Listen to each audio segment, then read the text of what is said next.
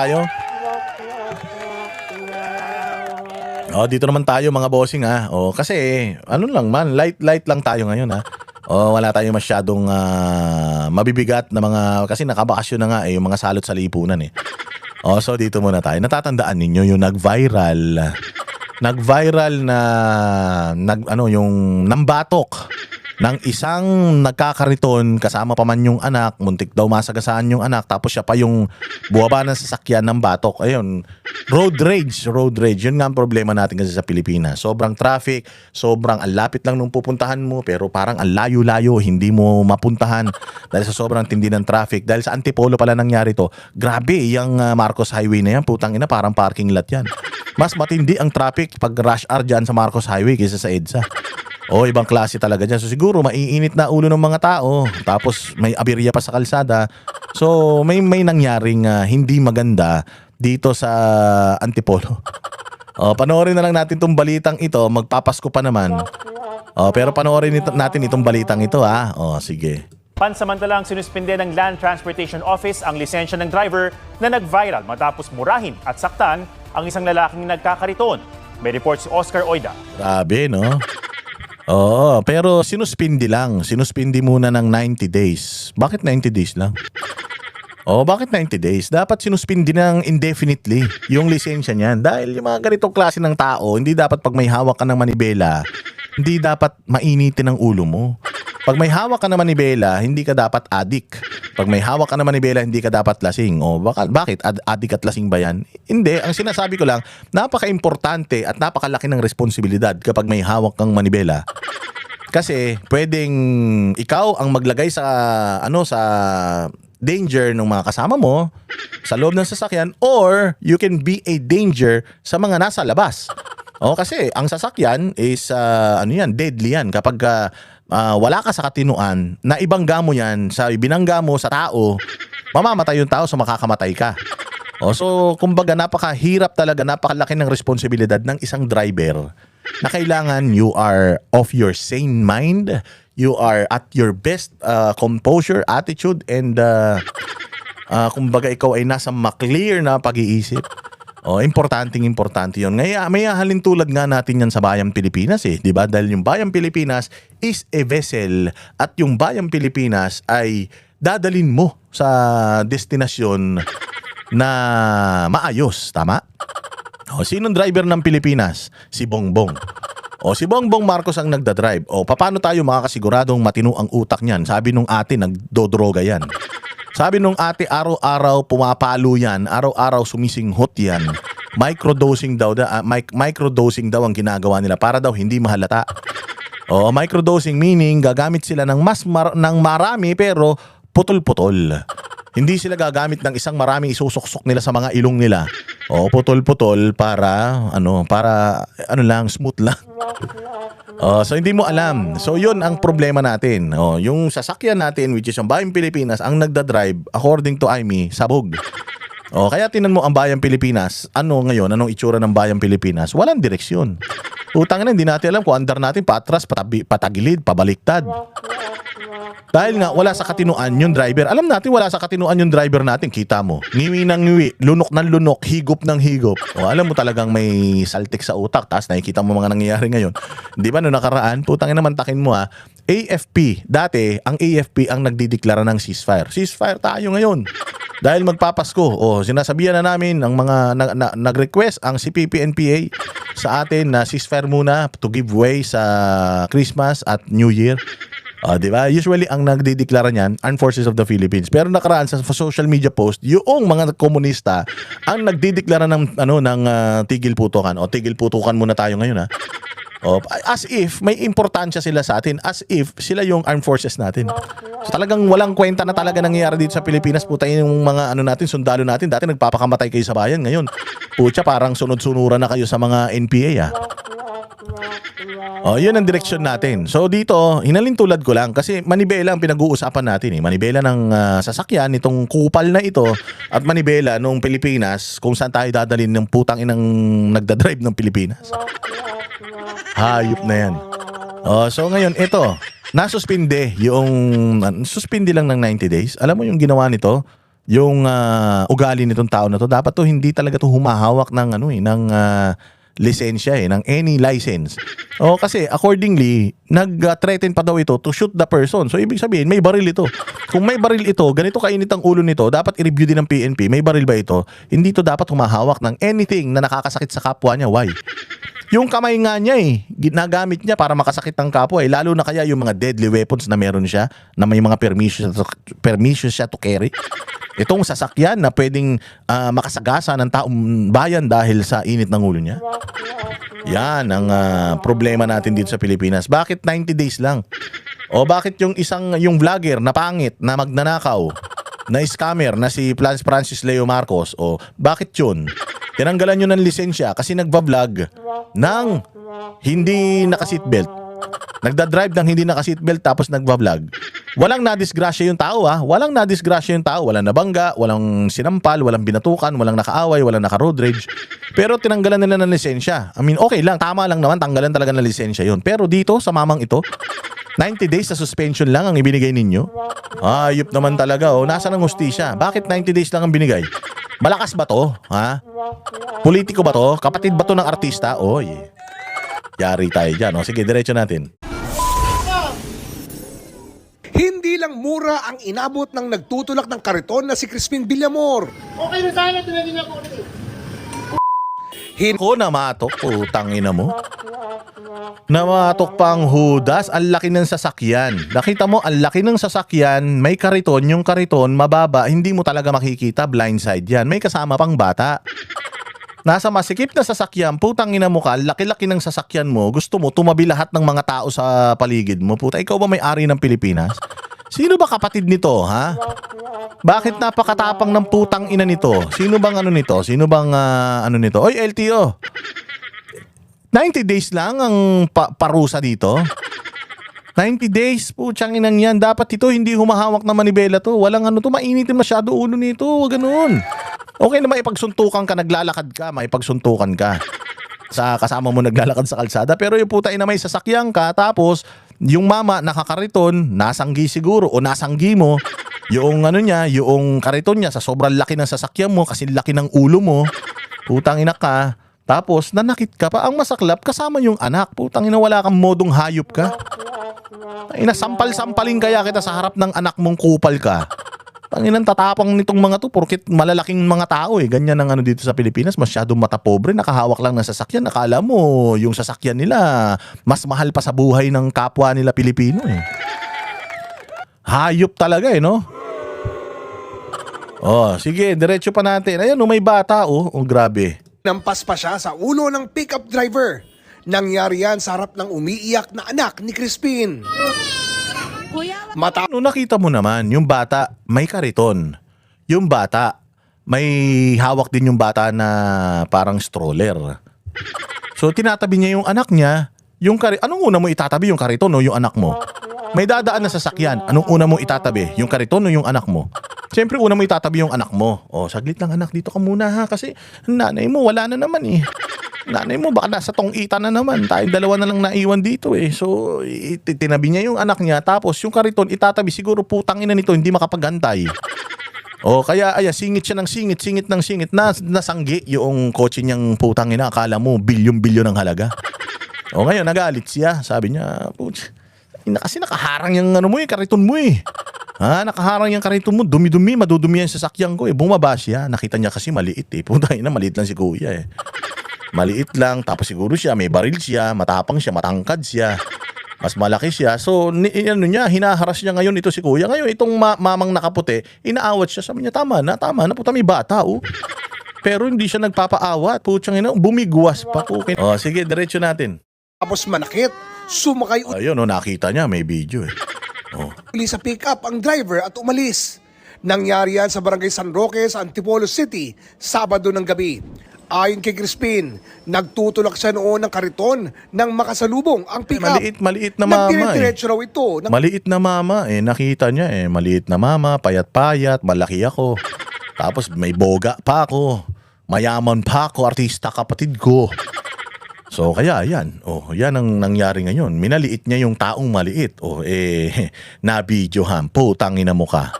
Yari ka ngayon. Takbo at muntik pang masagasaan ang kanyang anak. Naiwas niya ang kanyang anak pero tumama ang pickup sa kanyang kariton. Parang hindi niya ako nakikita. Parang yung nagkabanggaan na lang, bumangga na lang po sa kanya, saka po siya bumaba. Masakit para kay Crispin na nakita ng anak ang nangyari. Oo, sabi ko nga sa inyo eh. Sobrang walang modo mo na talaga na sa harap pa mismo ng anak niya, binastos mo yung tatay niya. Anong gusto mong sabihin dito? Na ikaw ang pinakamagaling sa Pilipinas? Ikaw ang pinakamatapang sa Pilipinas? Ikaw ang pinakamalakas sa Pilipinas, hudas ka? Dapat pinakikita mukha ng putang ina nito eh. Para talagang hindi pa marisan, dapat yung mga ganitong tao, ifina-flash nyo yung mukha. Ito ang mukha ng buwaka ng inanto.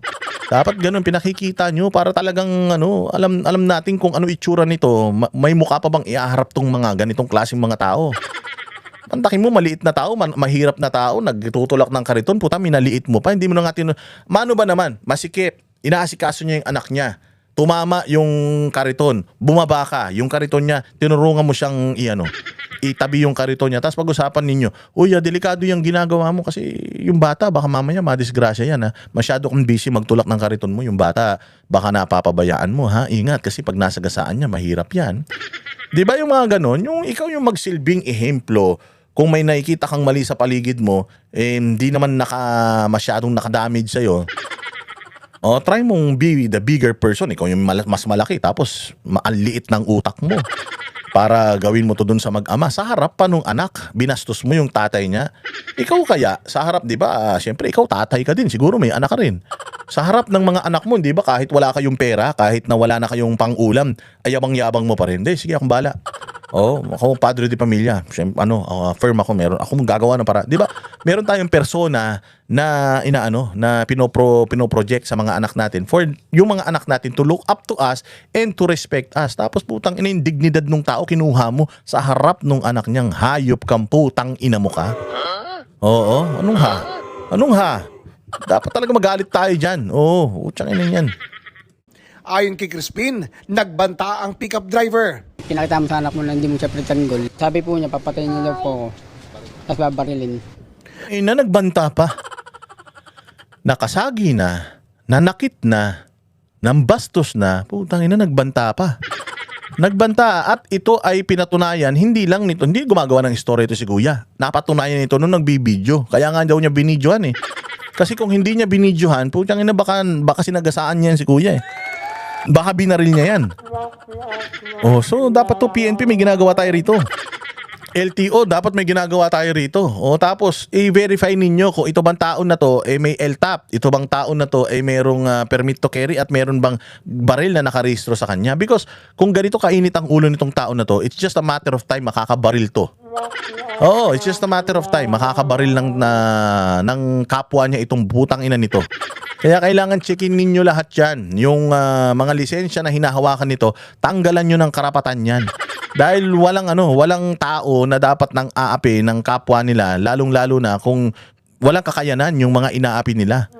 Yung mga namatapobre, nagkaroon lang ng mga sasakyan, nakala mo pinanganak ng bilyonaryong mga putang ina niyan eh. Nag-viral ang video ng pananakit matapos i-post ng nakasaksi sa insidente. Hindi po kasi nag-sorry, kaya naisipan ko po na i-post na lang kasi parang may mali po talaga. Na napaka-confident po niya na manakit, kung wala kami doon, baka hindi lang po batok inabot niyan. Diba? Tangina ka, sabi ko makakahanap ka rin ng katapat mo. Malay mo, balang araw si Jay Guevara makatapat mo. Pag si Jay Guevara nakatapat mo, kakagating ka mo.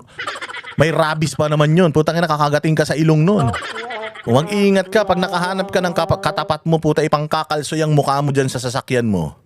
Nakita lang po niya na may natakot sa asawa ko pati. Nakita lang niya na nakakamera ko kaya po yun pumasok. Pero nagbanta pa po yun. Sabi ng Antipolo City Police, nagpunta ang pickup driver sa kanilang tanggapan kanina para makipag-ayos kay Crispin. Nagpunta sa tanggapan ng pulis para makipag-ayos kasi alam niya na nabidyohan siya. Pero kung hindi nabidyohan tong ulaga, kupal na to, wala to. Kung hindi nabidyohan to, putangin na, sigurado ako, baka huntingin niya pa yan. Yan ang mahirap. Pagka nahuli, mukhang mabait, magmamakawa pag nahuli. Pero pag hindi nahuli, dire-diretso lang sa paggawa ng masama. Ganyan yung mga politiko natin eh. Di ba? Yung mga, sabi ko nga sa inyo, nilalagay natin sa perspektibo nung normal na ugali ng mga Pilipino at saka yung Pilipino pag nilagay mo sa kapangyarihan. O yung mga congressman natin, senador natin, presidente at kung sino-sino pang mga government officials natin, hanggat hindi mo nahuhuli ang mga putang ina, hindi hihinto.